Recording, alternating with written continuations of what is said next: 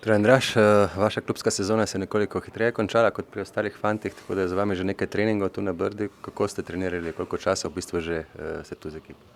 Ja, mi smo končali sezono 14. maja, kar je zelo hitro. In smo se zbrali tukaj 21. maja in od takrat naprej skupaj trenirali na Brdu.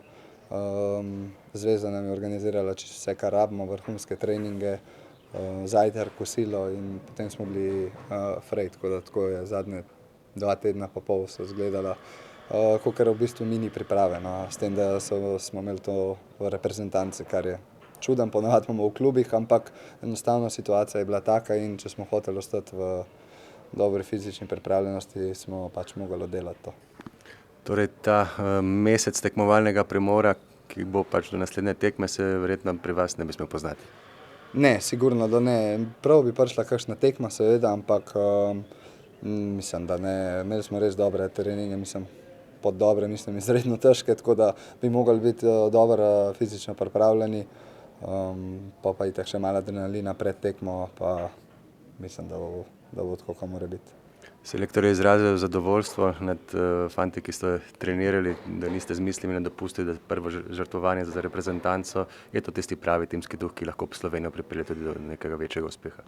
Seveda, in tu ni bilo niti vprašanja. Plan so nam poslali, kako so si oni zamislili to, kako si je selektor zamislil, in enostavno meni je bilo dobro, zato ker tako pa tako rad treniram. Fuzbal je z mano vsak dan in en teden mi je bil dovolj, da sem se odpočil, tako da res so dobro organizirali te stvari in saj pravim, zato da ostanemo v dobri pripravljenosti in smo imeli lepe priprave za nami, no. Zdaj pa proti tekmam, najprej na Finskem v Helsinkih, kjer vas čaka poln stadion in zelo težka, pomembna tekma. Kako se boste zoperstavili Fincem? Ja, tako kot ste sami dejali, težka tekma, ampak izredno pomembna. Zoperstavili se jim bomo tako, kakor smo se vsakemu do zdaj v zadnjih parih tekmah, čvrsto, ozadje seveda držati nulo in sem prepričan, da bomo izkoristili kakšno njihovo napako oziroma da bomo odigrali dobro tekmo, se borili za vsako žogo in probali iztržiti pozitiven rezultat. Sledi še Danska v polnih Stožicah, praktično kart je le še za vzorec na vašem domačem stadionu. Kako gledate na to euforijo, ki nastaja v Sloveniji? Vrhunsko, mislim, to, da je stadion razprodan 2 tedna pred začetkom tekme, se redko kdaj dogaja v Sloveniji in pač enostavno na tem je treba graditi. Zdaj imamo navijače za sabo, ker si jih pač zaslužimo, ker smo zadnjih 7-8 tekem odigrali dobro, večina, tako da na tem je treba graditi zdaj in da bomo mogoče na naslednjem zboru spet imeli 2 tedna pred koncem razprodan stadion. Pred začetkom tekme, pardon. V te 2 tekmi se podajate s prvega mesta. S kakšnimi izkupičkami bi bili sedaj zadovoljni, recimo? Jaz bi bil s tem zadovoljen, da bi šli na Finsko, pa bi se vrnili vsi veseli. Za začetek, pol bomo pa naprej razmišljali. Nesmiselno je govoriti zdaj, normalno, da bi si želeli 6 točk, ampak tudi Danska, tudi Finska imajo svoje načrte, imajo dobre igralce, tako da saj pravim, iti na Finsko pa se vrniti zadovoljen domov, vesel, to mislim, da bi bil velik uspeh.